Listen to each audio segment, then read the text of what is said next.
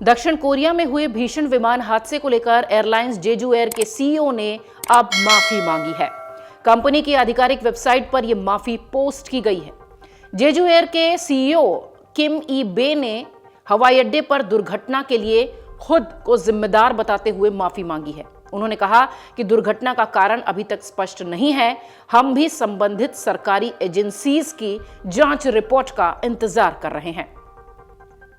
कोरियाई media report के मुताबिक एक यात्री के ऐसे ही परिवार ने कथित तौर पर कहा कि उन्हें दुर्घटना से कुछ मिनट पहले विमान में सवार शख्स का मैसेज आया था। उस शख्स ने लिखा था कि विमान से एक पक्षी टकरा गया है। एक दूसरे मैसेज में भी विमान में बैठे यात्रियों ने कहा कि क्या मुझे अपने आखिरी शब्द कह देने चाहिए। किम ई बे ने माफीनामे में लिखा कि सबसे पहले हम उन सभी लोगों से माफी मांगते हैं जिन्होंने जेजू एयर पर भरोसा किया।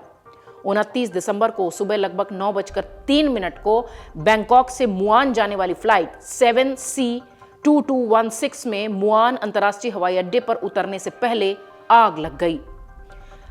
उन्होंने कहा कि हम इस दुर्घटना में अपनी जान गंवाने वाले यात्रियों के परिवारों के प्रति अपनी गहरी संवेदना व्यक्त करते हैं और उनसे माफी मांगते हैं। दुर्घटना का कारण अभी तक स्पष्ट नहीं है और हमें जांच रिपोर्ट का इंतजार करना चाहिए। कारण चाहे जो भी हो, सीईओ के रूप में मैं इस घटना की जिम्मेदारी महसूस करता हूं। जेजू एयर इस दुर्घटना को तुरंत संभालने और उसमें सवार लोगों के परिवारों का समर्थन करने के लिए हर संभव प्रयास करेगा।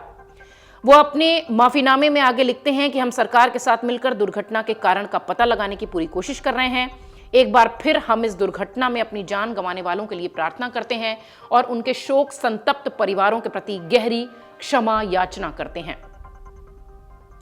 दक्षिण कोरिया के दक्षिण पश्चिम में स्थित मुआन हवाई अड्डे पर रविवार सुबह 181 लोगों को लेकर जा रहा यात्री विमान दुर्घटनाग्रस्त हुआ। अब तक 176 लोगों के मारे जाने की आशंका है। पुलिस और अग्निशमन अधिकारियों की माने तो बाकी यात्रियों के बचे होने की उम्मीद बहुत कम है। यानी 181 लोग जो उस पर सवार थे, लगभग सभी की मौत हो चुकी है। जेजू एयर कम पैसों में यात्रा कराने वाली सबसे बड़ी एयरलाइंसों में से एक है। इस वजह से भी विमान में आम लोगों की मौजूदगी ज्यादा दिखाई पड़ती है। आपको बता दें कि यह हादसा इस विमान के इतिहास का पहला इतना बड़ा हादसा है।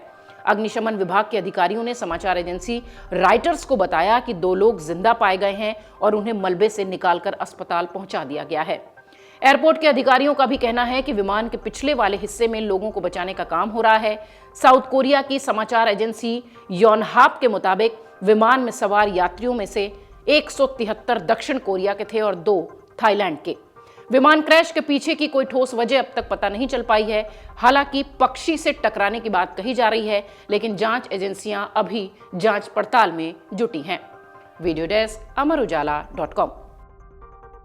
अगर आप ये वीडियो YouTube पर देख रहे हैं तो हमारे चैनल को सब्सक्राइब कर बेल आइकन दबाएं और Facebook पर देख रहे हैं तो हमारे पेज को लाइक करें। 8 मिलियन प्लस सब्सक्राइबर, आपके इस भरोसे के लिए बहुत धन्यवाद।